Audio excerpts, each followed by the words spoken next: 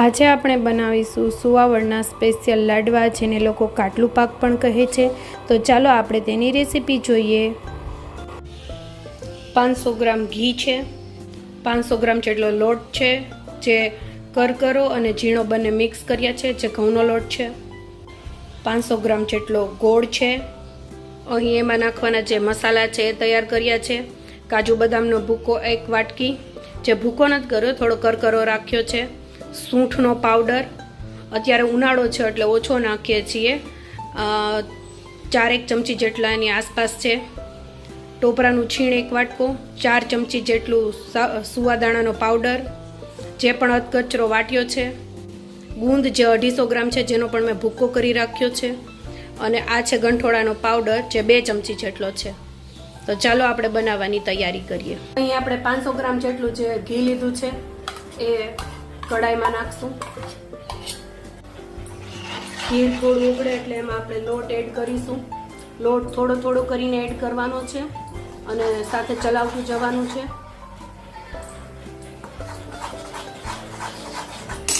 ગેસની ફ્લેમ લો રાખીને લોટ એડ કરીશું, જેથી કરીને લોટ બળી ન જાય. અહીં મેં થોડો થોડો કરીને લોટ એડ કરી દીધો છે અને આપણે આને હવે મીડિયમ ટુ સ્લો ફ્લેમ ઉપર શેકશું, જ્યાં સુધી એ ગોલ્ડન બ્રાઉન કલરનો નહીં થાય ત્યાં સુધી. લોટ હવે શેકાઈ ગયો છે. આ સ્ટેજ ઉપર આપણે અહીંયા નાખશું ગુંદ અને થોડી વાર હલાવશું, જેથી કરીને ગુંદ પણ શેકાઈ જાય અને સરસ ફૂટી જશે.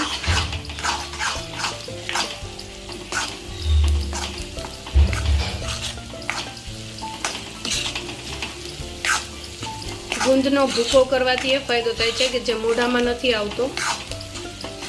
ઘણા લોકોને એવું હોય છે કે જે મોઢામાં ગુંદની કણી આવે તો એ ન ભાવતી હોય, તો આમાં સરસ ભૂકો કરેલો હોય તો મોઢામાં પણ નથી આવતી અને આપણને ગુંદના જે ફાયદાઓ છે એ પણ મળે છે. ગુંદ નાખ્યા પછી ગુંદ થોડો શેકાઈ જાય એટલે આપણે એને ગેસ પરથી નીચે ઉતારી લેવાનું છે અને ત્યારબાદ આપણે જે મસાલા સૂકા છે એ એડ કરીશું.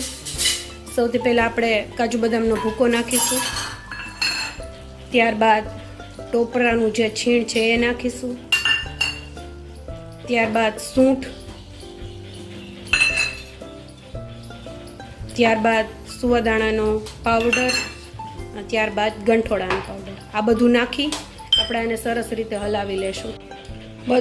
બધો મસાલો આમાં એડ કરી દીધો છે અને આપણે સરસ રીતે હલાવી લીધું છે.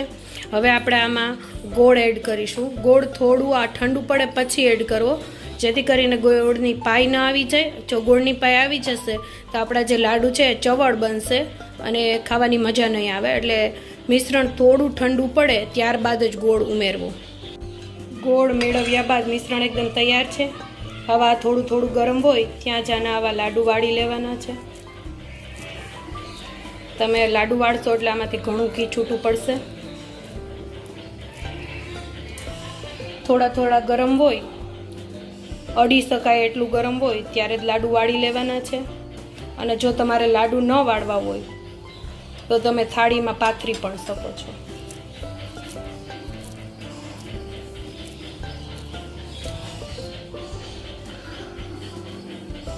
તૈયાર છે આપણા સુવાવડના સ્પેશિયલ લાડુ, જે નવી બનેલી માતા માટે ખૂબ જ ગુણકારી છે અને બાળક માટે પણ ખૂબ જ ગુણકારી છે.